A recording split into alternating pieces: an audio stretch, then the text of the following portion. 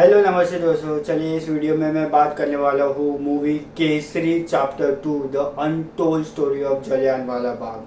13 अप्रैल 1919 जलियांवाला बाग के हत्याकांड को जब हम बड़े पर्दे पर देखते हैं उसी तरीके का रूपांतर तो मैं नहीं कहूँगा, क्योंकि वो एक रूपांतर नहीं है, एक इमोशन है, एक रेज है जो हमने उस समय हुए चीखे, उस समय हुए जो गुस्से से भरे जनरल डायर की गोलियां, 1650 गोलियां जब खत्म हो जाती है, आज भी वो सॉरी नहीं कहते। उस तरीके की कहानी वहाँ पे जलियांवाला बाग में जो लोग हैं उनके चीखे, वो कुएं के अंदर फेंके हुए लोग, और वहाँ की जो चीखे हैं, दरवाजे है, जेल है, एक चीज़ चीख चीख कर पुकारती है कि आज भी उन्हें उस तरीके का इंसाफ नहीं मिला। अब उस तरीके के इमोशन को, उस तरीके की कहानी को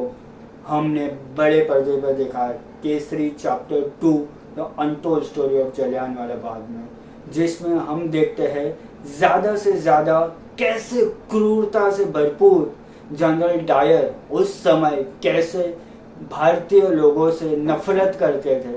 उनके ऊपर इतना गुस्सा था कि मासूम और सबसे इनोसेंट लोगों को एकदम गोली से छन्नी कर दिया।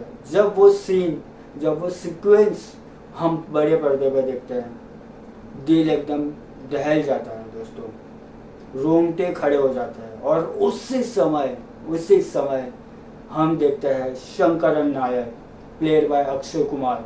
शुरुआत में तो वो ब्रिटिश के साथ रहता है, ब्रिटिश के लिए लड़ता है, बट कहते हैं ना कि परिवर्तन जो है वो जल्द से जल्द हो जाता है।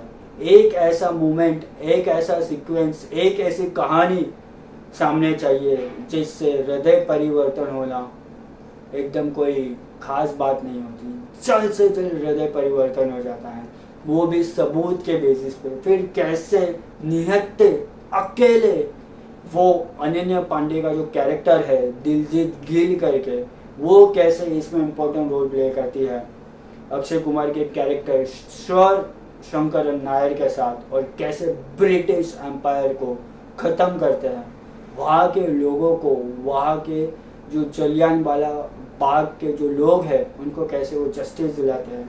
वो कहानी है जलियांवाला बाग की, untold story of Jallianwala Bagh in Kesari chapter 2। और किस तरीके के सीन्स हम देखते हैं भाई साहब, शुरुआत के 10 मिनट रोंगटे खड़े कर देने वाले हैं, एकदम चीखे। उनकी एक सीक्वेंस है जहाँ पे एक सरदार लड़का है, जिस वजह से ये कहानी हमारे सामने प्रेजेंट होती है। मैं तो कहूँगा अनन्या पांडे का कैरेक्टर इस मूवी का सबसे हाईलाइट है, पिक कैरेक्टर है, क्योंकि उन्हीं के कैरेक्टर के वजह से, यस उन्हीं में बोल रहा हूँ, क्योंकि she deserves all the respect. जिस तरीके का परफॉर्मेंस अनन्या पांडे ने यहाँ पे दिया है, ताबड़तोड़ पावरफुल, एकदम जिस निडरता से उन्होंने वो सीन को परफॉर्म किए हैं। कोर्ट रूम ड्रामा में किस तरीके से कोर्ट में वो सीन प्रेजेंट करते हैं, एक लेडी को कैसे वो उनका जो पर्सपेक्टिव है, रियल पर्सपेक्टिव, वो सामने लाते हैं एकदम निडरता के साथ। कैसे ब्रिटिश एम्पायर मिलिट्री ऑफिसर के सामने वो अगेंस्ट अपने शब्दों के वार द्वारा लड़ते हैं, वो मज़ा आ जाता है। Ananya Pandey really coming up with a good character, मुझे मज़ा आया। अनन्या पांडे का कैरेक्टर नहीं होता तो शायद तक ही जो शंकरन नायर का जो कैरेक्टर है इस मूवी में वो कुछ हिल पाता अपने अंदर से, क्योंकि तब तक तो वो एकदम मासूम सा, एकदम हाँ ठीक है चलने लायक है, वैसा था कैरेक्टर। अनन्या पांडे का character one of the highlight मैं कहूँगा। ऑफ कोर्स वो जो पंजाबी जो सरदार कैरेक्टर है, एंड जो अक्षय कुमार के बीच एंड कृपाल सिंह करके है, ठीक है, वो शुरुआत में वो जो सीक्वेंस है, जिस तरीके से एक के बाद एक कड़ी जुड़ती जाती है, एंड किस तरीके से हम हमारे सामने एक ऐसी कहानी, एक ऐसे इमोशन, एक ऐसे रेज को देखते हैं कोर्ट रूम इंटेंस ड्रामा के द्वारा, हमारे आंखों से आंसू बहने लगते हैं। डेफिनेटली मेरे आंखों से आंसू बहने लगे थे जब शंकरन नायर, श्योर शंकरन नायर अपने जो ये सबूत है जिस तरीके से प्रेजेंट करते हैं अक्षय कुमार, मज़ा आ गया। R Madhavan as a opposition, हर एक मुमकिन चीज़ वो कर रहे थे यहाँ पे। जो अक्षय कुमार का जो कैरेक्टर है और उनके साथ बताए हुए सबूत को निस्तनाबूद करने के लिए परफॉर्मेंस अच्छा है, चीखें निकल आती है उनकी, जिस तरीके से पावरफुल डायलॉग्स है, जिस तरीके के सिनेमेटोग्राफी है, जिस तरीके से केसरी चैप्टर 2 में इस मूवी को प्रेजेंट किया है, सही मायने में पोटेंशियली इस मूवी को हमारे सामने प्रेजेंट किया है, रोंगटे खड़ी कर देती है। इस तरीके का डायरेक्शन, इस तरीके का स्क्रीन प्ले, इस तरीके की सिनेमेटोग्राफी तो ठीक है दोस्तों, यहाँ पे मेन चीज़ जो मूवी में सबसे काम आती है वो है इस मूवी का म्यूज़िक। स्टोरी लाइन तो बहुत ही बेहतरीन है, किस तरीके से शंकरन नायर एक अकेला बंदा और अनन्या पांडे का कैरेक्टर ब्रिटिश एम्पायर को खोखला कर देते हैं और एकदम निस्तनाबूद कर देते हैं, ख़त्म कर देते हैं। उनका जो गर्वता था, उनकी जो प्राउडनेस थी, किस तरीके से एकदम श्रिंकिंग हो जाती है कहानी, वो देखने में मज़ा आता है। ऑफ कोर्स जो जनरल डायर का कैरेक्टर जिन्होंने प्ले किया है, रियल में लगता है कि यार वो इस तरीके से खूंखार थे, इस तरीके के पावरफुल थे मिलिट्री में। ऐसा होता है कि जब कोई इंसान मिलिट्री या फिर जो पावर आता है, किस तरीके से उसका मिसयूज करता है और उसके ही सामने किस तरीके से एक अकेला बंदा लड़ जाता है, जब उसके साथ बहुत से लोग जुड़े हो, उसके साथ सबूत हो।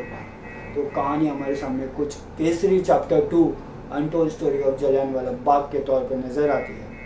और मैं क्या ही कहूँ, इस मूवी की जो मिट्टी थी, इस मूवी का जो एसेंस था, हम फील कर पा रहे थे। हम ऐसा फील कर पा रहे थे कि यार मतलब उस समय 1919 में जब रियल में हुआ होगा वो कांड, हत्याकांड, वो किस तरीके से उन्होंने अपने आप को संभाला होगा, किस तरीके से उन्होंने उस टाइम मतलब महसूस किया होगा, वो हम इस पिक्चर के थ्रू, इस इमोशन, इस कहानी के थ्रू हम देख सकते हैं। Definitely one of the pioneer में कहूँगा, one of the best running actor में कहूँगा Akshay Kumar. National film award definitely मिल सकता है केसरी चैप्टर 2 को। बस धीरे धीरे करके मूवी लोग देखने आए, क्योंकि ये मूवी थिएटर में एक्सपीरियंस करने जैसी है, ना कि मोबाइल या टीवी या OTT प्लेटफॉर्म पे। ऐसी मूवी बहुत ही कम बनती है एंड डेफिनेटली धर्मा प्रोडक्शन की मूवी है। हम हमेशा ये बोलते हैं कि धर्मा प्रोडक्शन कुछ नहीं बनाता, रोम-कॉम बनाता है, हमेशा इधर उधर की फालतू की पिक्चरें बनाता है। जब धर्मा प्रोडक्शन केसरी चैप्टर 2 बना रही है, बना चुकी है, तब हम डेफिनेटली ये मूवी देखिए। अगर शेरशाह थी उस समय 2021 में, तो क्या रेज होता उस मूवी का। 300 करोड़ तो आराम से था। बिहार वो ज़माना अलग था।